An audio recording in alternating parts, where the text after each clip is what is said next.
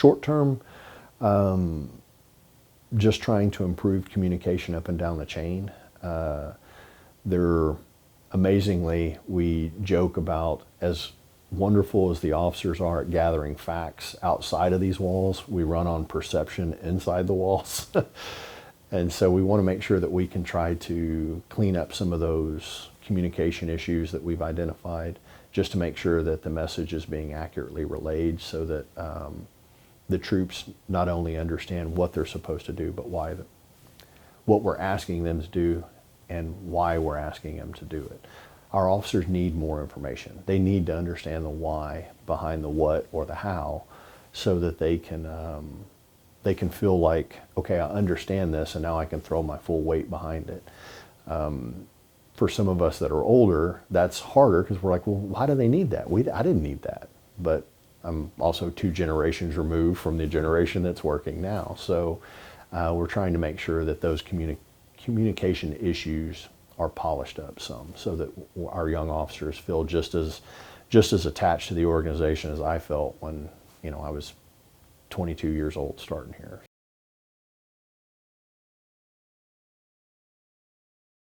Probably our biggest priority right now is the creation of, or the implementation of, our mental health unit. I wish I could tell you that I could take credit for that, but that's been in the works for probably the last 18 to 24 months, trying to figure out how we would fund it, how we would staff it, what does it look like. We're currently in the process of manning or standing up that department or that unit. We have selected who the lieutenant will be and who the sergeant will be, and we're fixing to have interviews for the first couple of officers going into the unit. We don't want to criminalize the behavior when they're in crisis, but we want to make sure that we have the ability, if it's medicine, if it's counseling, if it's whatever avenue might be helpful for them while they're in crisis, we'd like to be able to have that readily available in that unit. I'm hoping within the first 12 months that we have at least a good operational process in place, and then in that next 12 to 24 months that it's fully operational and maybe even expanding its capability.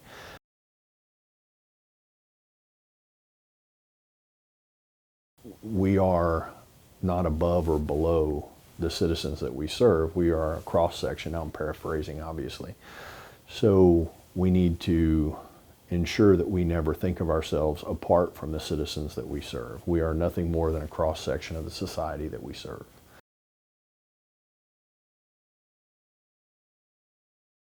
Being a representative for the men and women in the building, I think that's probably been my favorite part, trying to show them that the administration appreciates it, trying to draw attention to how important their effort is, I think has been something that's the most rewarding, something that I've enjoyed the most, and trying to maintain those relationships with them and seeing them every day, or as close to every day as I can, so that they have a direct line of communication with their chief of police. That's probably been the most rewarding.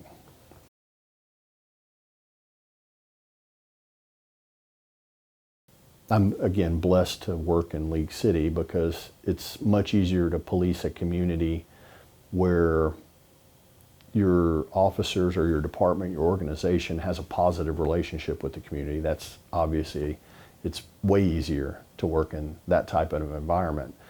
And the community throughout my life has supported me, and I can't think of a time in my life where there hasn't been a citizen that's put a smile on my face for some reason, through a divorce, through children being born and the stresses of trying to be, a young dad and pay for things. And anytime that there's been a stressor,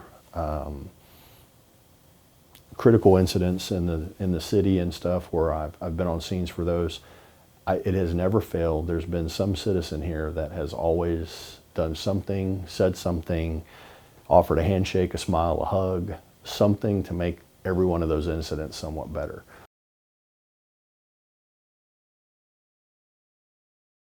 I believe that the better the communication, the better the relationship, the better the trust is between the community and the organization that is entrusted to police them, the easier the job is. I mean, granted, we don't, I'll be the first one to say we don't always get it right 100% of the time. It's just the nature of the job and some of the time frames in which decisions have to be made. But if our community trusts that our effort is, we're doing the very best we can to get it as right as we can, as often as we can, then they trust that if we do have a hustle foul, they'll at least give us time to either own it, correct it, or try to make amends for it. And League City's never let us, in my 25 years, they've never let us down in that. The community has, by and large, always supported the police department. And we expect, the expectation within the walls is that the officers value that relationship.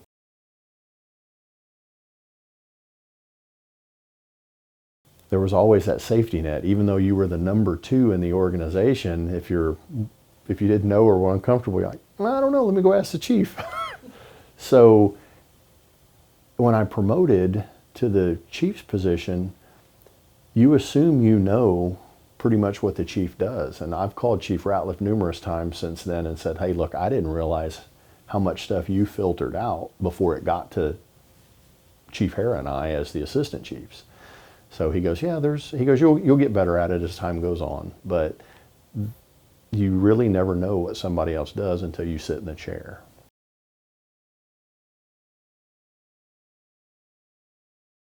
I don't know if there's been any surprises. There's things that are outside of my comfort zone because in the organization, I've always enjoyed doing a lot of stuff, but I've always been happy with being over here as opposed to literally sitting right here. So I was always good with being a wallflower as long as the mission got accomplished. Well, I can't be a wallflower as the chief of police.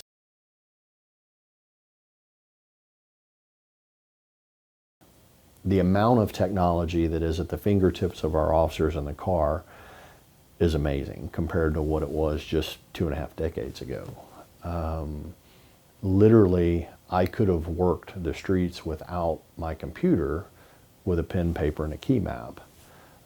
Now it's like with everything that goes on and all the information that's readily available to us, we wouldn't think of sending an officer out on the street without a computer because it's like, well, oh my gosh, how would they get their information? Oh my gosh, how would they know? I mean, we can pull up pictures now of stuff on our way to calls to arm ourselves with more information. We can have access to cameras at certain locations so that you can see what's happening on site before you get there. All of the technology is amazing. So just even with, and we're fixing to hit I think we're fixing to see another explosion with all the artificial intelligence stuff and the way that it can mine data for us. So that's pretty amazing.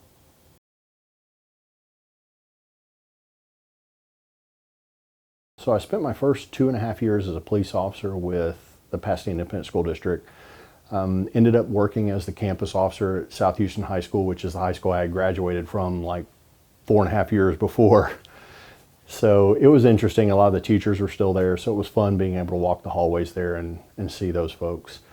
I realized that municipal policing was probably more where my heart was. I wanted to do special operations, i.e. SWAT and those types of things, and that wasn't available with the school district. So how I ended up in League City, I decided I was going to apply with the city of Pasadena again and with League City because when I had got out of the Marine Corps, one of the guys that I had developed a close friendship with was from League City and worked here. We actually started the police academy together, trying to make ourselves more marketable when we got out of the Marine Corps.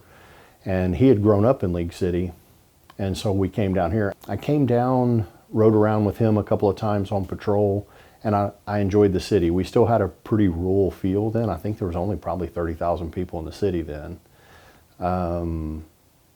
So I kind of left it up to chance. Whichever city hired me first, that's where I was going to go. League City offered me a job prior to Pasadena, And so I came down here, and I haven't regretted it for a moment. League City is a great city. Watching it grow from what it was 25 years ago to now is pretty amazing.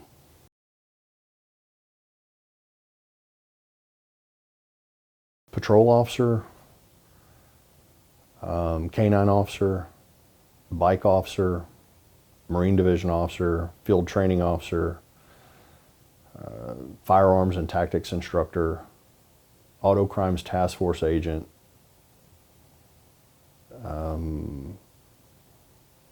sergeant, lieutenant, Office of Professional Standards lieutenant, captain, and then I became an assistant chief prior to this.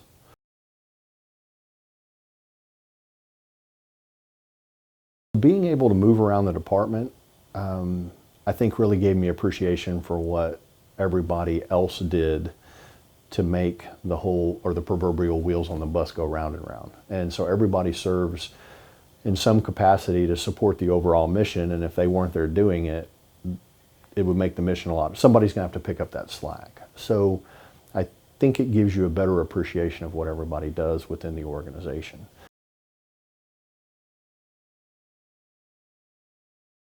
The League City Police Department has probably 7 national instructors that travel the country teaching other agencies different, everything from use of force to firearms to negotiations or communication skills to special operations, explosive entry, those types of things. So I believe when people think, it's small town League City, some of the capabilities that small town League City has are impressive. And the knowledge base that some of our officers here have is impressive. So that's been a constant throughout the majority of my law enforcement career, is an emphasis on the importance of training.